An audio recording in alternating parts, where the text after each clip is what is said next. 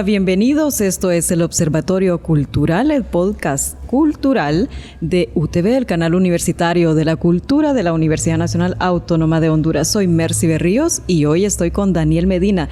Él es el asistente de dirección del Centro de Arte y Cultura. Daniel, bienvenido y gracias por estar con nosotros. Hoy vamos a hablar sobre la revista Arte y Cultura en este volumen 8, en lo que vamos a conversar sobre varios temas y también pertinentes al Centro de Arte y Cultura.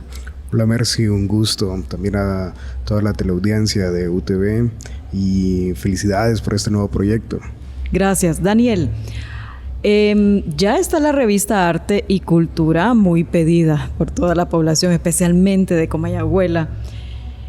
Habla sobre varios temas importantes, ¿verdad? ¿Nos puede describir qué tiene esta edición de volumen 8?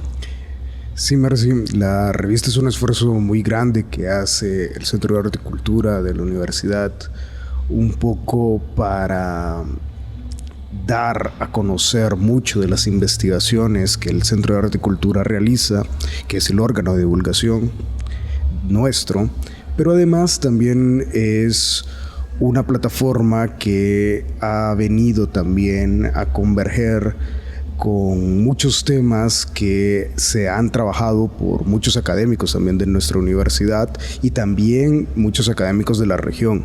Una de las cosas que también nos ha podido impulsar es que hemos creado muchas redes de trabajo con universidades de Centroamérica y también de México. Y este es el resultado en esta revista, que tenemos la participación de un fotógrafo mexicano, docente de la Universidad Nacional Autónoma de México, que es el señor Archundia. Y también tenemos la participación del historiador y cineasta guatemalteco Edgar Varillas. Uh-huh. Entonces, igualmente tenemos la participación de los investigadores del Centro de Arte y Cultura, como también de docentes universitarios. Así es, estábamos comentando hace un momento que hay también participación de docentes de filosofía y docentes de historia del UNATEC en Danlí. Correcto, y además también participa en esta edición el director de la Fototeca de la Universidad Nacional Autónoma de Honduras, Paul Martínez. Paul Martínez, y no falta también los escritos de la directora del Centro de Arte y Cultura, Olga Joya. Sí, Olga ha venido trabajando desde su línea de investigación sobre la historia culinaria en Honduras, que es un proyecto que ya lleva unos 4 o 5 años que hemos estado desarrollando como institución, fortaleciendo también la cultura popular y la cultura regional de nuestro país, indagando en los procesos cotidianos de nuestra gastronomía nacional. Y Olga hace un análisis interesante en términos de nuestra cultura también mesoamericana y la influencia que ésta tiene en las áreas culturales y en la gastronomía del occidente específicamente. Qué interesante. ¿Cuáles son algunos de los escritos de estos extranjeros? El primero de ellos, Edgar Varillas. Con Edgar hemos venido trabajando también de unos 5 años atrás, en el que hemos desarrollado exposiciones fotográficas, muestras cinematográficas también, junto también con la Cinemateca de la universidad. Y él en esta revista, en este número de la revista, nos plantea una visión de la Guatemala a través del cine. Pero es una Guatemala post-ubico, es decir, una Guatemala también posguerra de los años 50 y de mediados de los años 40, y de los años 50, enfocada mucho en la revolución que tuvo Guatemala en los años de 1950, liderada por Jacobo Arbenz. Y entonces nos adentra este artículo en esta visión que tiene los reformadores guatemaltecos sobre la ciudad, uh-huh, y cómo esta se refleja a través del cine.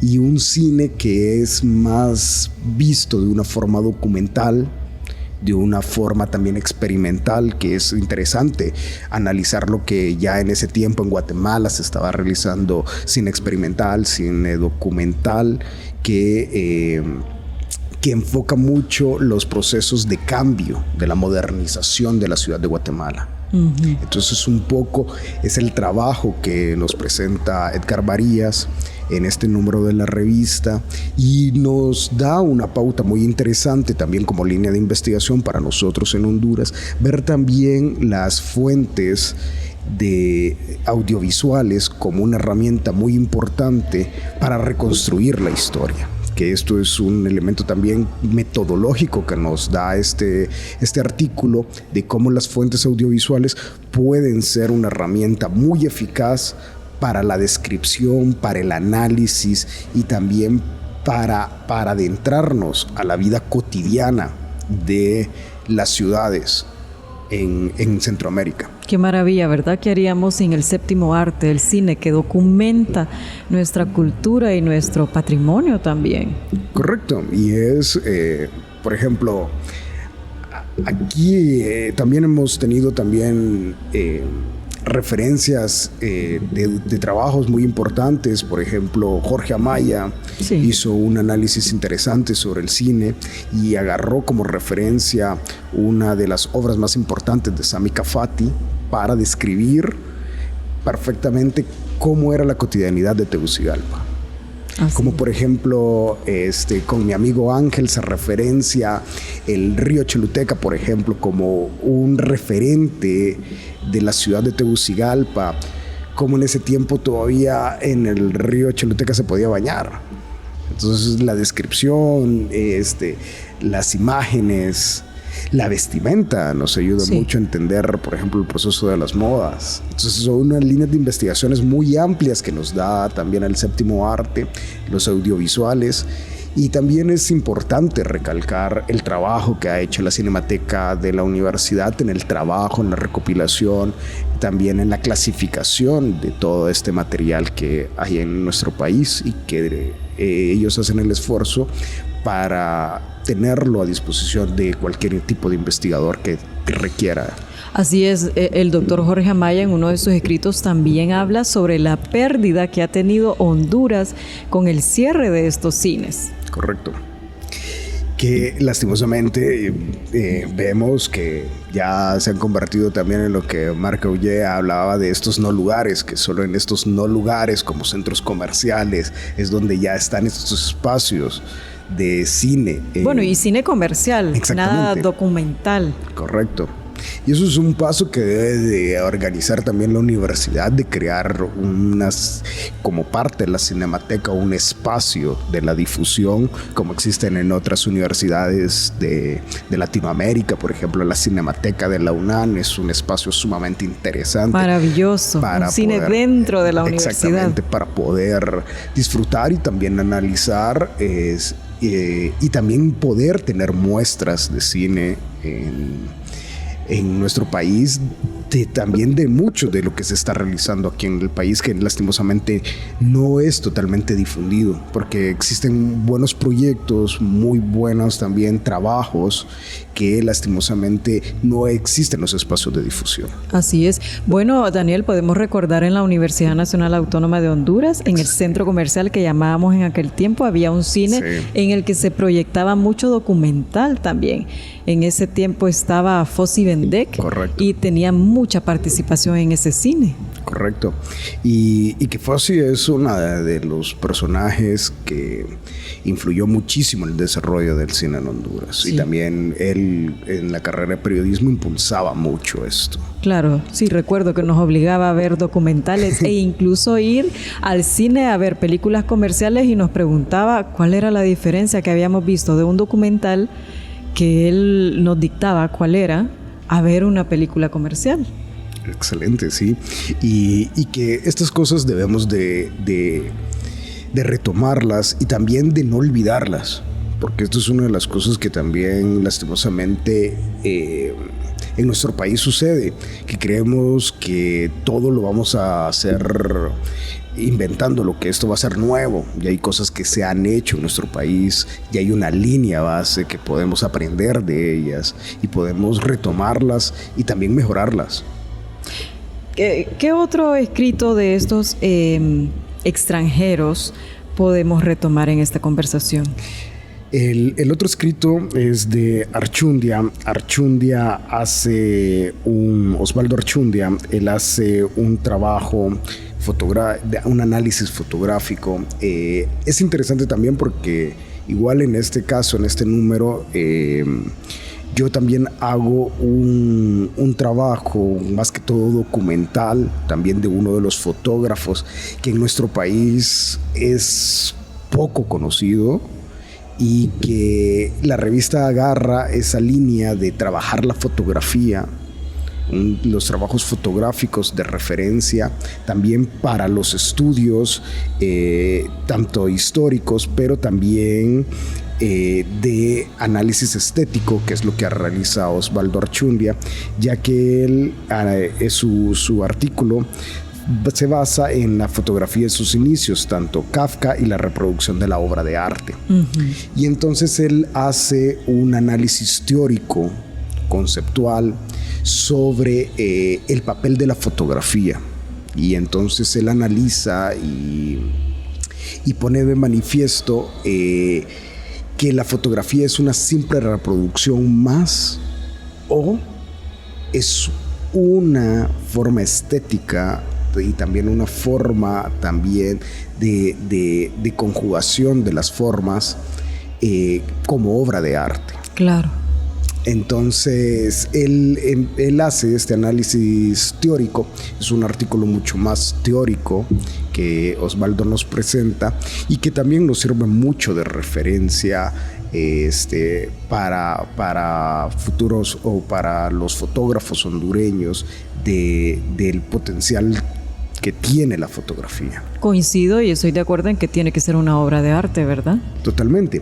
Y esto también lo podemos ver en este artículo que también propongo en esta revista, que es publicado, que es de mi autoría, que es sobre el fotógrafo Raúl Estrada Discoa. Uh-huh. Un fotógrafo completamente desconocido, como su nombre. O sea, hablamos de Raúl Estrada Discoa y no nos referencia en el paladar de los hondureños. Sí.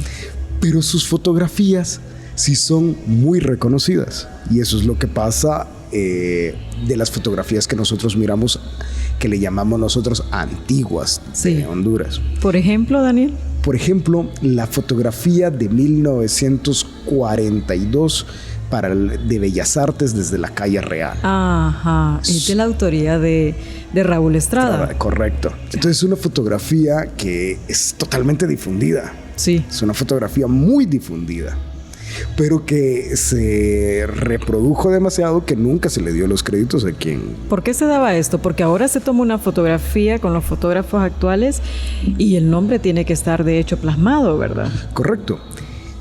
Muchas veces estas fotografías no se le ponía el autor porque muchas de ellas eran fotografías que eran básicamente de encargo.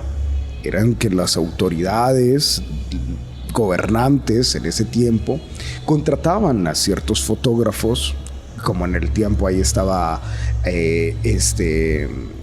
Juan T. Aguirre, por ejemplo, de origen cubano, que él fotografió mucho a finales del siglo XIX y principios del siglo XX, fotografías aquí en Honduras que son sumamente también famosas, pero que no sabemos su autoría.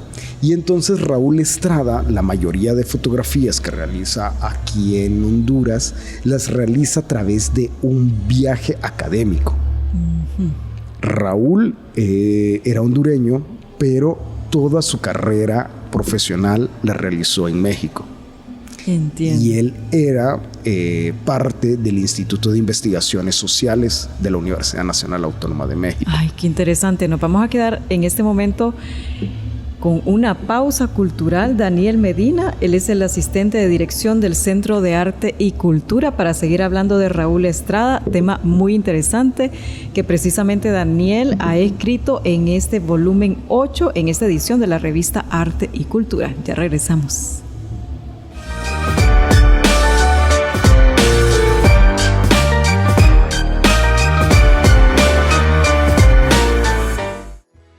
El Teatro Nacional Manuel Bonilla es una joya arquitectónica convertida en un centro cultural ubicado en la ciudad de Tegucigalpa, Honduras.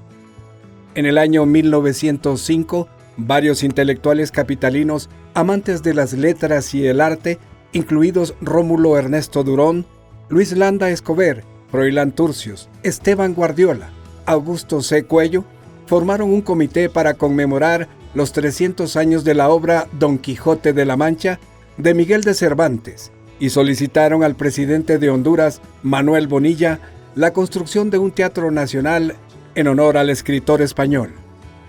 Ante esto, pidieron un decreto para la construcción de un coliseo que llevaría el nombre de Teatro Cervantes. Más que un teatro, un coliseo, donde los capitalinos pudieran presenciar teatro, ópera, zarzuela y danza a la europea. El decreto de construcción se emitió el 4 de abril de 1905. Desde el mismo año comenzó la construcción. El teatro se construyó en 10 años, con un modelo único en Centroamérica. El Teatro Nacional Manuel Bonilla es un monumento nacional, declarado el 18 de septiembre del año 2018.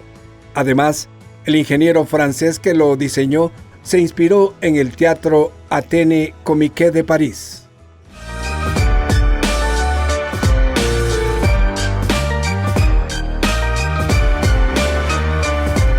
Regresamos al Observatorio Cultural, este podcast cultural de UTV, el canal universitario de la cultura de la Universidad Nacional Autónoma de Honduras.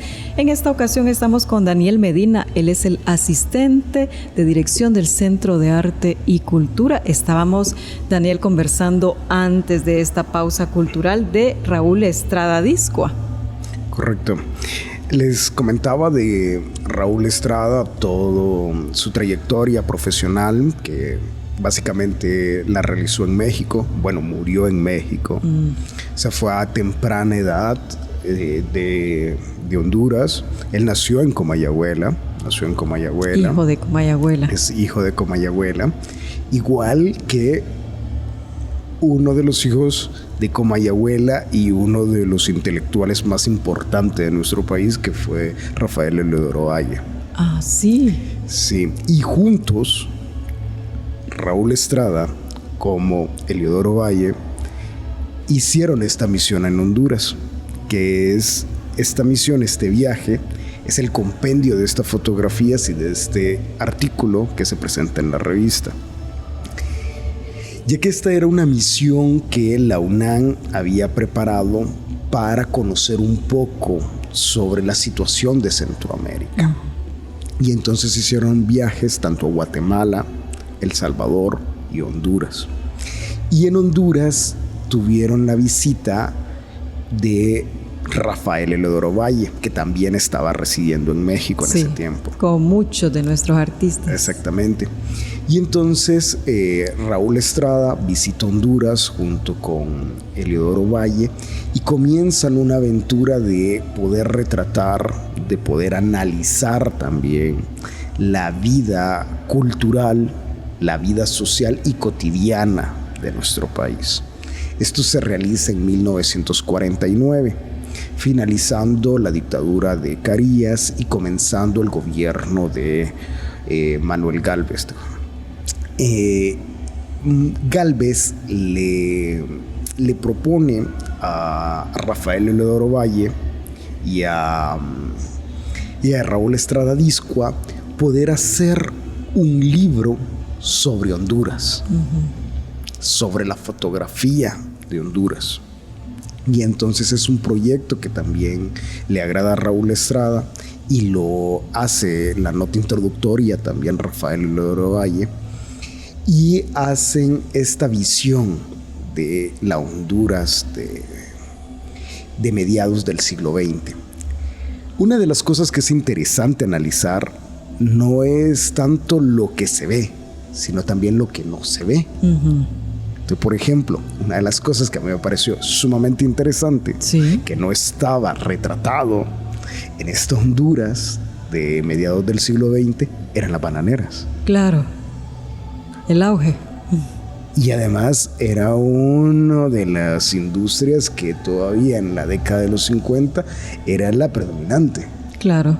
Entonces, ¿por qué ser? Si es nuestra industria predominante, nuestra mayor auge económico, ¿por qué no retratarlo? ¿Y él lo hizo? No lo hizo. ¿Por qué? Eso es lo interesante, poder analizar.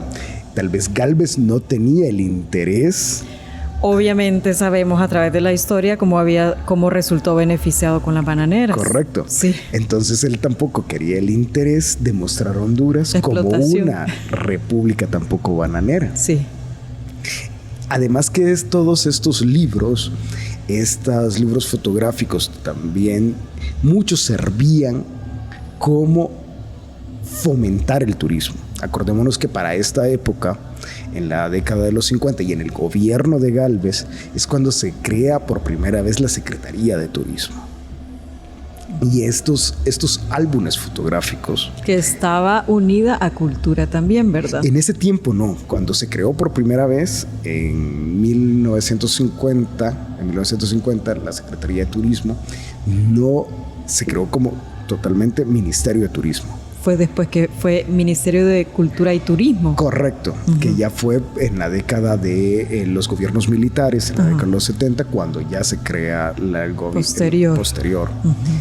Pero en ese tiempo, ya en 1950, entonces lo que querían promover era un Honduras, no del discurso de la República Bananera. Y entonces, por eso es interesante ver las cosas que no están retratadas. Claro. Y lo que enfatiza mucho más de la fotografía de Raúl Estrada Dizcua es, por ejemplo, las ruinas de Copán, como el monumento más importante de la nación. Así es. Como el sitio histórico.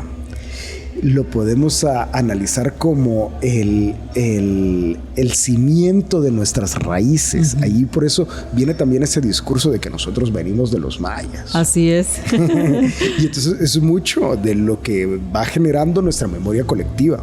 Como también las imágenes, la difusión de las imágenes, la difusión de los discursos, nos ayudan a recrear en nuestra memoria colectiva algunas anécdotas o algunas visiones de lo que nosotros nos construimos como nación.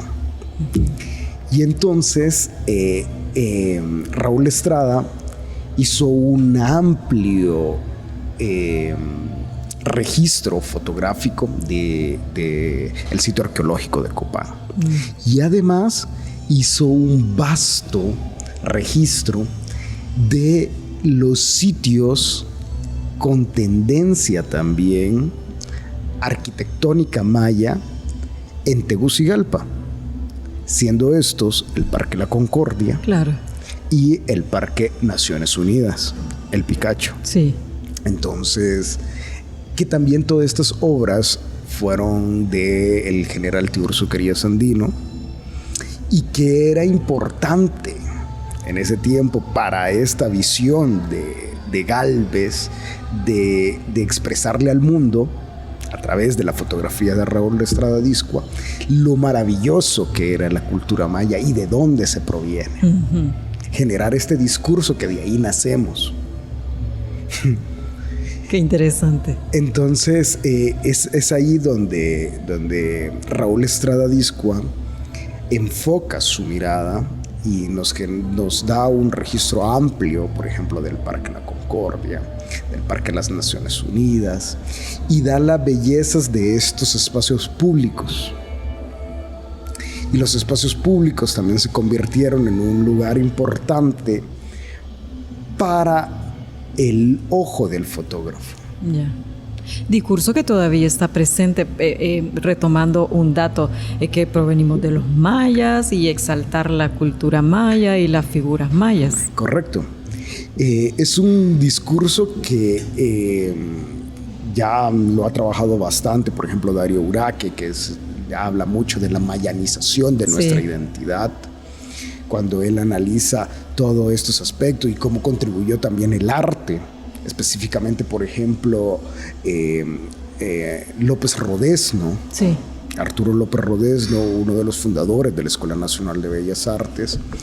Junto a su esposa, ¿verdad? Que creó también el Corredor Maya en la Escuela Nacional de Bellas Artes, correcto, que todavía pueden ir a visitarlo porque está presente y en óptimas condiciones. Correcto. Entonces, y aún así también, hay que también recalcar, Arturo López Rodesno diseñó el billete de un lempira, que también es parte de esta creación visual de nuestra identidad, en el cual nosotros agrupamos todo lo que es indígena en una sola cosa, que es lo maya. Entonces, aquí tenemos, por ejemplo, en el billete de un lempira, al lempira, que es de la etnia lenca, sí, y atrás tenemos el juego de pelota maya. Sí. Y creemos que estos son iguales y que fueron hasta contemporáneos. Y no, nada que ver. Y nada que ver. Sí, sí. O sea, lempira, un cacique lenca que fue posterior, ya del periodo posclásico, prácticamente cerca de él por el proceso de conquista de los españoles en 1500, y el auge de la cultura maya lo estamos datando en los años 800. Cientos de años. Exactamente. Y entonces, pero las imágenes visuales lo conjugan como una sola. Así es. Y entonces esta fue un poco del trabajo que también hizo Raúl Discua en crear esta imagen de la nación. Y muchos por eso de sus obras fotográficas fueron totalmente difundidas. Pero también lo que traté de hacer yo es que busqué imágenes de la cotidianidad que no fueron muchos difundidas. Y Raúl Estrada sí, su mirada la basó también mucho en estas cotidianidades.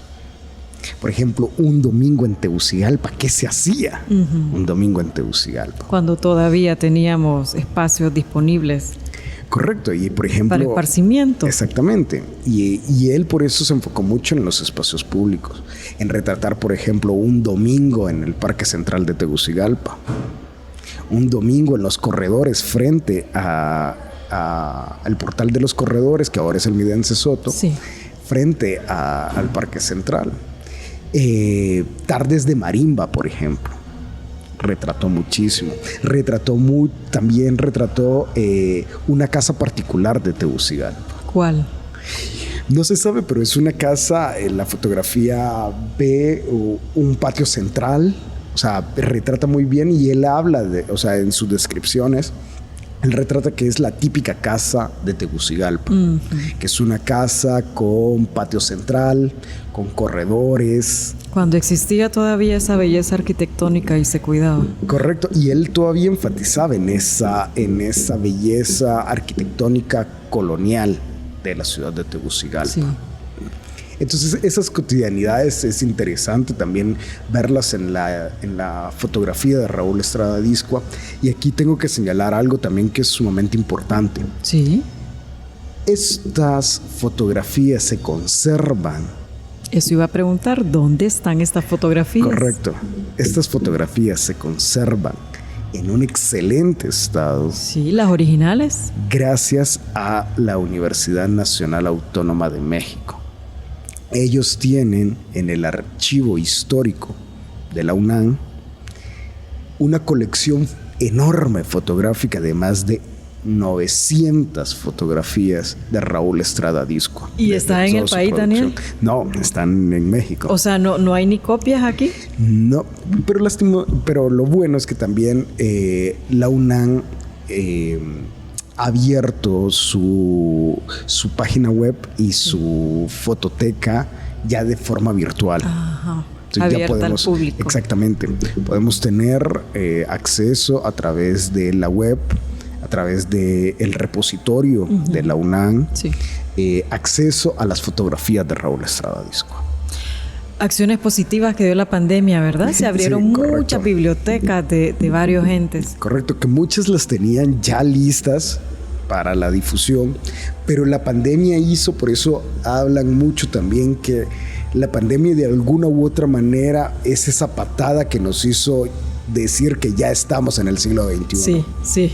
Es decir, ya eso como que a la fuerza nos dijo, ya estamos en el siglo XXI. Hubo un innegable atraso en socialmente, si hablamos de los niños, en educación, pero realmente fue un avance tecnológico el que tuvimos. Y a veces de la fuerza, o sea, digamos de que mucha gente tuvo que hacer alfabetismo tecnológico por su misma necesidad, a buscar cómo poder incursionar en la tecnología. Así es. Bueno, por eso incluso podemos ver a señores de 60, 70 años ingresando a una reunión Zoom o por las diferentes plataformas, cosa que antes era impensable. Era impensable todavía para muchas personas de edad, por ejemplo, abrir un correo electrónico. Claro, sí, sí. Era todavía... Sin duda. Y la pandemia hizo eso, o sea, ya decirnos, estamos en el siglo XXI. Bueno, y precisamente por la pandemia, Daniel, se buscan estas fotografías, está en propiedad de la Universidad Nacional Autónoma de México. Hay que hacer un viaje, ¿verdad? Y montar una exposición precisamente en el Centro de Arte y Cultura. Correcto. Y sería sumamente genial. O sea, sí, maravilloso. Retrata demasiado a Comayagüela también estas fotografías. Tenemos tomas de Comayagüela que yo me imagino por ser dos nacidos en Comayagüela, que tanto era Rafael Valle como Raúl Estrada, que querían visualizar a esta Comayagüela. Que imagínate que desde ellos prácticamente nacieron a inicios del siglo XX, en 1910 o 1908, por ejemplo. Y ver casi 40 años después a su ciudad natal, de verla de su ciudad, es un recuerdo hermoso, creo yo, que tuvo Raúl Estrada Discoa. Y entonces retrató mucho la cotidianidad.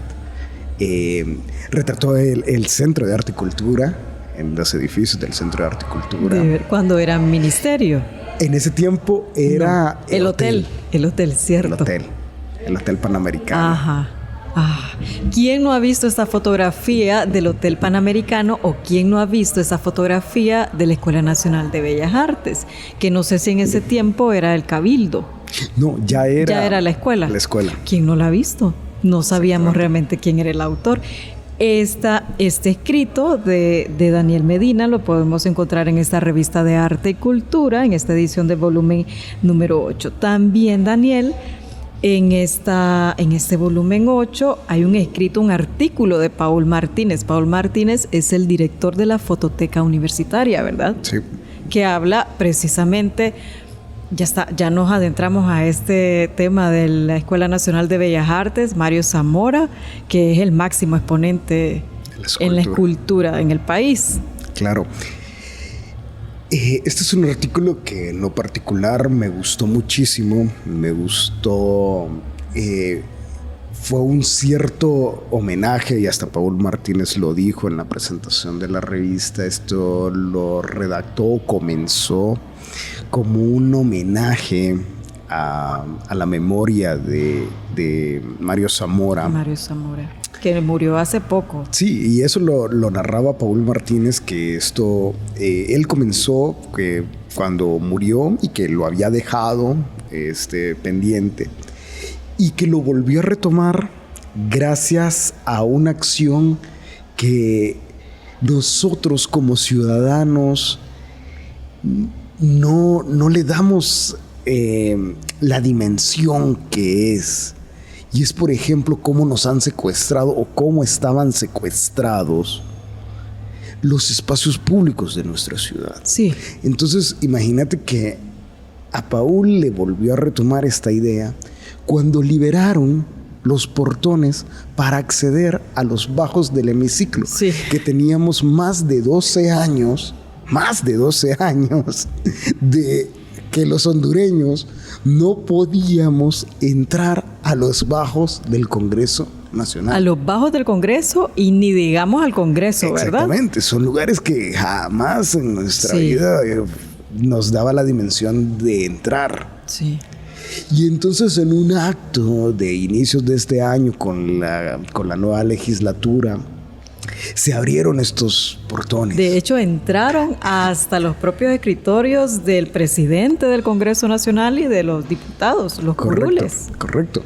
Y ahí igual yo me acuerdo que estuve yo en esa noche y yo vi y me sorprendí volver a ver estas esculturas de Mario Zamora. De Mario Zamora, claro. Y yo dije yo, puchica, como nosotros también hasta ya hemos nosotros en nuestra mente ya pasado por alto que nos han secuestrado estos espacios públicos, no protestamos, nosotros teniendo una voz, por lo menos dentro de la institucionalidad, no hacemos ningún reclamo ante los entes de cómo obras tan importantes para la historia del arte hondureño se negaban también para la misma población. Exactamente, eran negadas ante la población.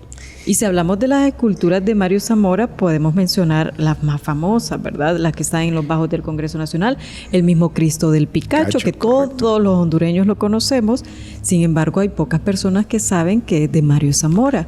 O la escultura El Comercio, que fue negada a instalarse en los bajos del Congreso Nacional y que retrata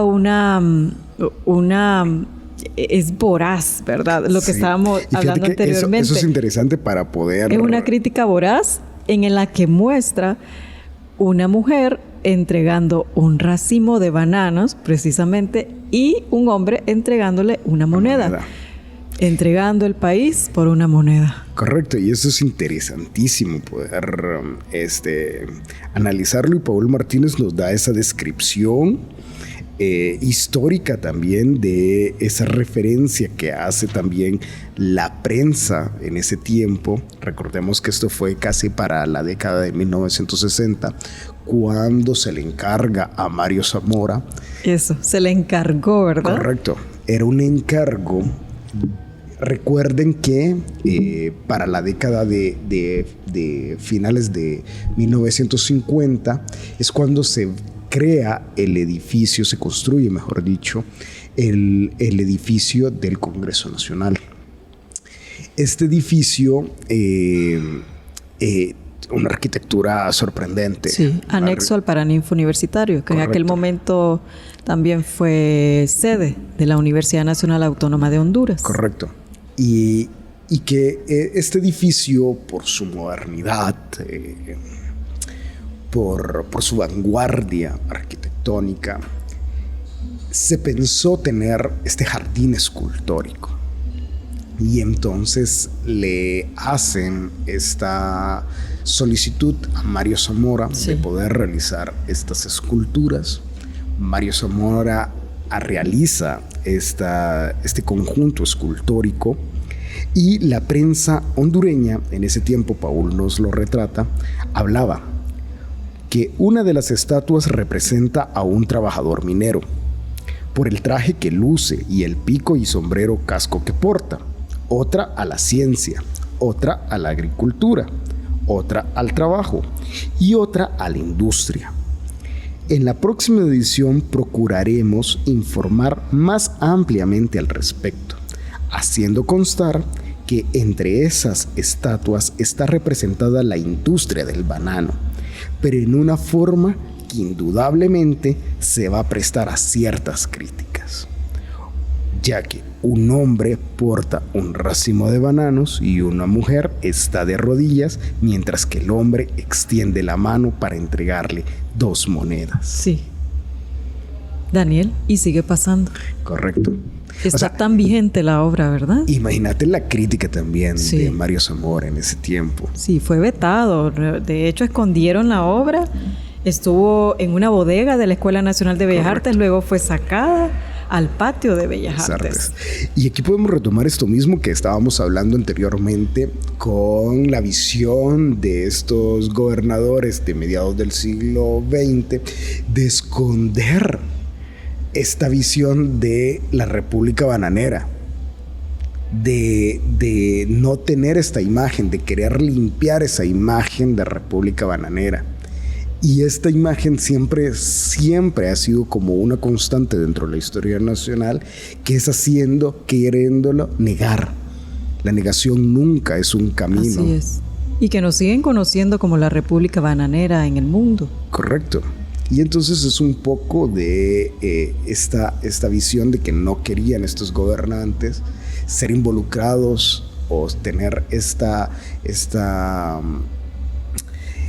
forma de ser conocidos como repúblicas bananeras. Así es. Estos y muchos más escritos los pueden encontrar en la revista Arte y Cultura en esta edición del volumen 8. Daniel, si podemos hablar sobre el regreso de las actividades presenciales en el Centro de Arte y Cultura. Sé que ya inauguraron la primera exposición. Sí, ya desde inicios de este año 2022 ya hemos retomado nuestras actividades presenciales administrativas en el Centro de Arte y Cultura. Ya tenemos previsto que para este mes de mayo, es decir, iniciando el 18 de mayo, Día Internacional de los Museos, abrir al público. Ya tenemos previsto abrir totalmente al público, ya que ahora solo estamos trabajando con citas puntuales de visita y que hemos inaugurado ya una exposición temporal, nuestra primera exposición temporal dedicada al artista Cruz Bermúdez. En la que se muestra mucho la gastronomía garífuna. ¿Qué más? Esto es importantísimo destacar. Sí. Hay 3 puntos que me gustaría destacar de esta exposición. Una es este trabajo casi documental que realiza el artista desde la visión del artista. Mencionemos que él es garífuna, ¿verdad? Es originario de Tela. Correcto, eso es lo que iba a mencionar, de la comunidad de Triunfo de la Cruz. Sí. Pero residente en la ciudad de Tela, que el artista hace una casi como una documentación de la gastronomía y de la cultura garífuna desde una visión artística, y nos adentra a una de las tradiciones más importantes que tiene la cultura garífuna, y es también el trabajo de la yuca como un alimento importante y esencial dentro y ancestral sí, de la gastronomía garífuna. Su preparación, lo importante que es la utilización también de materiales artesanales de la propia comunidad garífuna para la elaboración de estos instrumentos, como el colador. Nos da una visión muy interesante del colador garífuna. Daniel, que los alimentos todavía se siguen haciendo de esta manera como lo hacían hace 100 años. Correcto. Y nos plantea una visión muy interesante. El segundo punto es que involucra a la familia. Ajá. Es decir, no es una actividad familiar. Correcto, no es una exposición de yo, el artista, sino es que yo, mi esposa, mis hijos, y hay una obra pintada por la esposa también dentro de la exposición y una obra también de sus hijos. Y hay una obra de Celio, ¿verdad? Y exactamente, hay una obra que se le dedica a Celio Álvarez Casildo, un líder de la comunidad garífuna muy importante, sí, fundador de ODECO, que es una de las organizaciones de desarrollo garífuno más importante del país, y un líder indiscutible que fue Celio Álvarez Casildo. Y el tercer punto que se destaca de esta exposición es una labor que muy pocos artistas tienen, y es tener él por más de 30 años casi una galería de arte. Él en tela ha sobrevivido por más de 30 años teniendo su propia galería de arte. De verdad. Sí. Qué bonito. Y esto es importante. Y un objeto de estudio también en esa comunidad. Correcto. Es muy poco, digamos, aquí galerías importantes hasta en Tegucigalpa no han sobrevivido tantos años. Sí, ¿no? Portales, por ejemplo, que era una de las de doña Bonnie García más importantes en Tegucigalpa, ya tuvo su fin. Orígenes siempre sigue, exactamente, pero no tienen la trascendencia de poder decir, son 30 años como la que ha tenido Cruz Bermúdez. Hay que escribir sobre ello, Daniel. Exactamente, entonces es sumamente importante. Uno también en el término del mercado del arte. Sí. Que a veces se nos olvida también de que el artista tiene que generar un mercado artístico. Tiene que tener también de qué comer. Porque no solo es de que voy a exponer mi arte y ya exponerlo. También llena el alma, pero sí hay que mantenerse. Exactamente, entonces se tiene que comercializar. Sí. Y él es algo que ha podido mantenerse durante 30 años. Qué interesante, objeto de estudio también. Estos temas están en la revista Arte y Cultura, en esta edición volumen 8 del Centro de Arte y Cultura. Hemos estado con Daniel Medina, él es el asistente de dirección del Centro de Arte y Cultura, que ya reanudó sus funciones. Puede llamar o puede comunicarse también al Facebook, porque está esta exposición de Cruz Bermúdez en la que nos ha descrito de forma muy, muy bonita. Y los colores, yo le veo hasta los colores cuando Daniel nos explica esta exposición. Daniel, muchas gracias por estar en esta edición de Observatorio Cultural, este podcast cultural de UTV, el Canal Universitario de la Cultura de la Universidad Nacional Autónoma de Honduras. Un gusto, muchísimas gracias a todo el público, muchísimas gracias Mercy por invitarnos y estamos a la orden. Gracias, hasta la próxima.